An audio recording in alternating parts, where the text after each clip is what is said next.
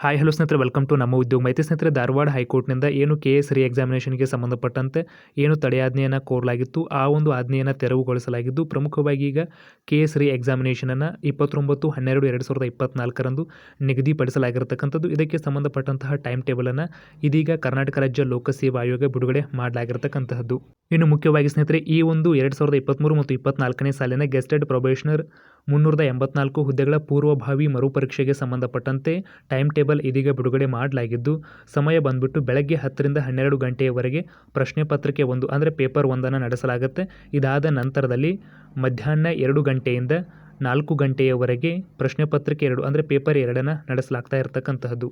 ಇನ್ನು ಮುಂದುವರೆದು ಸ್ನೇಹಿತರೆ, ಈ ಒಂದು KS ಪೂರ್ವಭಾವಿ ಪರೀಕ್ಷೆಗೆ ಸಂಬಂಧಪಟ್ಟಂತೆ ಪ್ರವೇಶ ಪತ್ರ ಹಾಲ್ ಟಿಕೆಟ್ ಅಪ್ಡೇಟ್ ಏನಿದೆ, ಇನ್ನು 2 ದಿನಗಳಲ್ಲಿ ಬರುವ ಸಾಧ್ಯತೆಗಳು ಕೂಡ ಇರತಕ್ಕಂಥದ್ದು.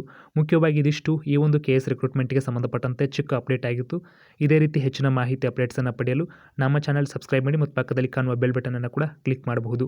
ಸಿಗೋಣ ಸ್ನೇಹಿತರೆ ಮತ್ತೊಂದು ಪ್ರಮುಖ ವಿಡಿಯೋದೊಂದಿಗೆ. ಧನ್ಯವಾದಗಳು.